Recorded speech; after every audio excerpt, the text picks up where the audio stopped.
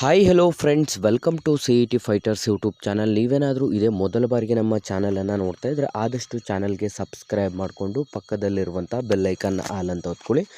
ಬನ್ನಿ ಸ್ನೇಹಿತರೆ, ಇವತ್ತಿನ ಈ ಒಂದು ವಿಡಿಯೋದಲ್ಲಿ BMTC ಕಂಡಕ್ಟರ್ ಹುದ್ದೆಗಳಿಗೆ ಸಂಬಂಧಪಟ್ಟಂತೆ ಮೊದಲನೇ ದಿನ ಅಂತಂದರೆ 12ನೇ ತಾರೀಕು ಮತ್ತು 13ನೇ ತಾರೀಕುಗಳಲ್ಲಿ ಯಾರೆಲ್ಲ ಒಂದು ಕ್ಯಾಂಡಿಡೇಟ್ಸ್ಗಳು ಈ ಒಂದು BMTC ಕಂಡಕ್ಟರ್ನ ಒಂದು ಹುದ್ದೆಗಳಿಗೆ ಡ್ಯೂಟಿ ಆರ್ಡರನ್ನು ಪಡೆದುಕೊಳ್ಳಲು ಹೋದಂಥ ಅಭ್ಯರ್ಥಿಗಳಿಗೆ ಏನೆಲ್ಲ ಒಂದು ಡಾಕ್ಯುಮೆಂಟ್ಸ್ಗಳು ಬೇಕು ಮತ್ತು ಯಾವ ರೀತಿ ಒಂದು ಕಂಪ್ಲೀಟ್ ಆದಂಥ ಪ್ರೋಸೆಸ್ನ ವಿಡಿಯೋದಲ್ಲಿ ತಿಳಿಸ್ಕೊಡ್ತೀನಿ. ವಿಡಿಯೋನ ಸ್ಕಿಪ್ ಮಾಡದೆ ಕೊನೆವರೆಗೂ ನೋಡಿ.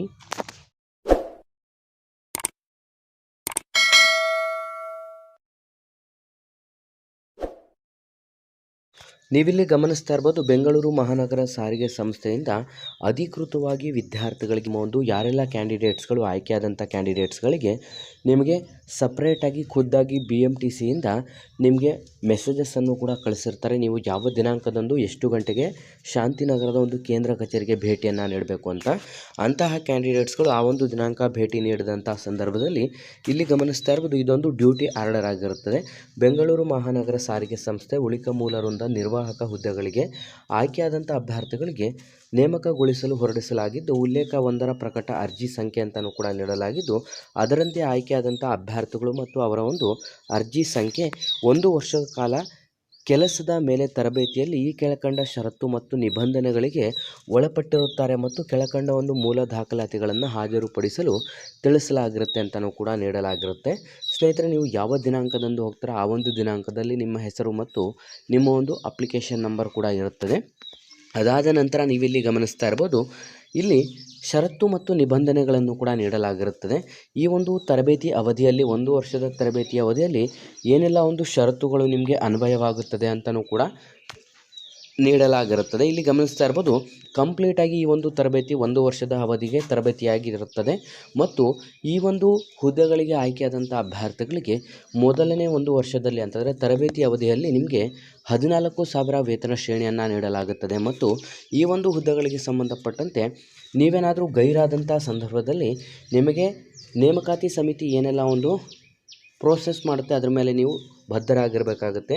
ತರಬೇತಿ ಅವಧಿಯಲ್ಲಿ ಉತ್ತಮ ಹಾಜರಾತಿಯನ್ನು ಹೊಂದಿರಬೇಕಾಗುತ್ತೆ ಮತ್ತು ಯಾವುದೇ ಕಾರಣಕ್ಕೂ ನೀವು ಪದೇ ಪದೇ ರಜೆಗಳನ್ನು ಹಾಕುವಂತಿಲ್ಲ ಮತ್ತು ಇನ್ನಿತರ ಇಲ್ಲಿ ಕಂಪ್ಲೀಟ್ ಆದಂಥ ಪ್ರೋಸೆಸ್ಗಳನ್ನು ಕೂಡ ನೀಡಲಾಗಿರುತ್ತೆ. ನಿಮಗೆ ಆದೇಶ ಪತ್ರ ಸಿಕ್ಕ ತಕ್ಷಣ ನೀವು ಒಂದ್ಸಲ ಗಮನಿಸ್ಬೋದು.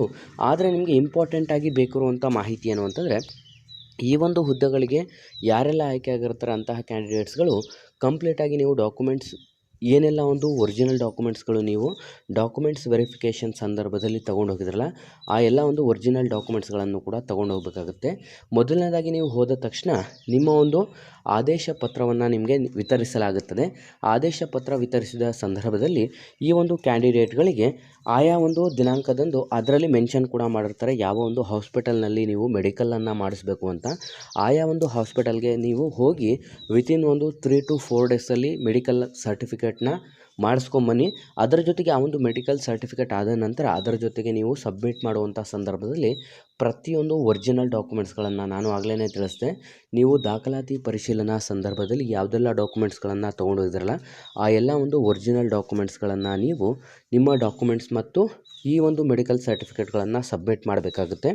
ಸಬ್ಮಿಟ್ ಮಾಡಿ ಆದ ನಂತರ ನಿಮಗೆ ನೆಕ್ಸ್ಟ್ ಪ್ರೋಸೆಸ್ ಏನು ಇರುತ್ತದೆ ಅಂತಂದರೆ, ಶಾಂತಿನಗರದಿಂದ ನೀವು ನೇರವಾಗಿ ನಿಮಗೆ ಒಡೆರಹಳ್ಳಿಯಲ್ಲಿ ನಿಮಗೆ ಟ್ರೈನಿಂಗ್ ಸೆಂಟರ್ಗೆ ಕಳಿಸಲಾಗುತ್ತೆ. ಆ ಒಂದು ಟ್ರೈನಿಂಗ್ ಸೆಂಟರಲ್ಲಿ 3 ರಿಂದ 4 ದಿನಗಳ ಕಾಲ ನಿಮಗೆ ಟ್ರೈನಿಂಗನ್ನು ನೀಡಲಾಗುತ್ತದೆ. ಆ ಒಂದು ಟ್ರೈನಿಂಗನ್ನು ನೀಡಿದ ಸಂದರ್ಭದಲ್ಲಿ ನಿಮಗೆ ಫಿಕ್ಸೆಡ್ ಡೆಪಾಸಿಟನ್ನು ಕೂಡ ಕಟ್ಟಿಸ್ಕೋತಾರೆ. 5,000 ಅಂತಲೂ ಕೂಡ ಹೇಳಿದ್ದಾರೆ ಫಿಕ್ಸೆಡ್ ಡೆಪಾಸಿಟು. ಆ ಒಂದು ಅಮೌಂಟನ್ನು ನೀವು ಕಟ್ಟಬೇಕಾಗುತ್ತೆ. ನಂತರದ ದಿನಗಳಲ್ಲಿ ಈ ಒಂದು 5,000 ರೂಪಾಯಿ ನಿಮಗೆ ನಿಮ್ಮ ಒಂದು ವೇತನ ಹಾಕುವಂಥ ಸಂದರ್ಭದಲ್ಲಿ ಅದನ್ನು ಕೂಡ ನಿಮಗೆ ರಿಟರ್ನ್ ಮಾಡ್ತಾರೆ. ಹಾಗಾಗಿ ನೆಕ್ಸ್ಟ್ ನೀವು ಟ್ರೈನಿಂಗ್ ಮುಗಿಸಿದ ನಂತರ ನಿಮಗೆ ಕಂಪ್ಲೀಟಾಗಿ ಡಿಪೋವನ್ನು ಅವರೇ ಅಲಾಟ್ ಮಾಡ್ತಾರೆ. ಡಿಪೋ ಅಲಾಟ್ ಮಾಡುವಂಥ ಸಂದರ್ಭದಲ್ಲಿ ಪ್ರತಿಯೊಬ್ಬ ಕ್ಯಾಂಡಿಡೇಟ್ಸು HKದಲ್ಲೂ ಕೂಡ ನೀವು ಗಮನಿಸಿರ್ಬೋದು ಕ್ಯಾಂಡಿಡೇಟ್ ಮತ್ತು ಅವರು ಯಾವ ಡಿಪೋಗೆ ಆಯ್ಕೆಯಾಗಿರ್ತಾರೆ ಮತ್ತು ಕಂಡಕ್ಟರ್ ಬಿಲ್ಲೆ ಸಂಖ್ಯೆ ಅಂತಲೂ ಕೂಡ ನೀಡಲಾಗುತ್ತದೆ. ಆ ಒಂದು ಬಿಲ್ಲೆ ಸಂಖ್ಯೆಯಲ್ಲಿ ನಿಮಗೆ ಗುರುತಿಸಲಾಗುತ್ತದೆ.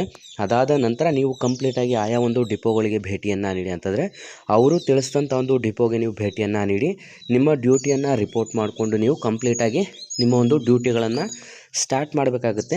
ಸ್ನೇಹಿತರೆ, ಇದಿಷ್ಟು ಒಂದು ಪ್ರೋಸೆಸ್ ಆಗಿರುತ್ತದೆ.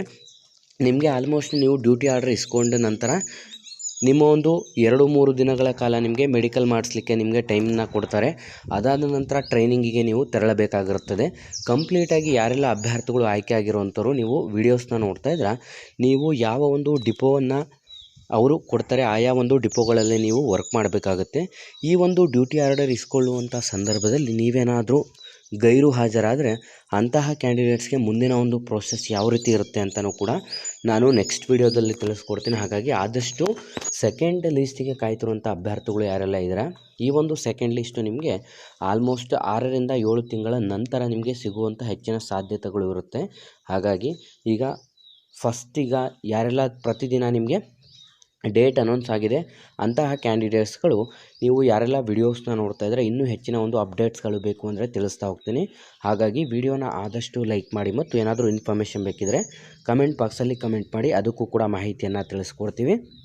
ಈ ಒಂದು ವಿಡಿಯೋನ ಆದಷ್ಟು ಲೈಕ್ ಮಾಡಿ ಮತ್ತು ಹೆಚ್ಚಿನ ಮಾಹಿತಿಗಳಿಗಾಗಿ ಹಿಂದೆ ನಮ್ಮ ಚಾನಲ್ಗೆ ಸಬ್ಸ್ಕ್ರೈಬ್ ಮಾಡ್ಕೊಳ್ಳಿ ಅಂತ ತಿಳಿಸ್ತಾ ಇದ್ದೀವಿ ಸ್ನೇಹಿತರೆ.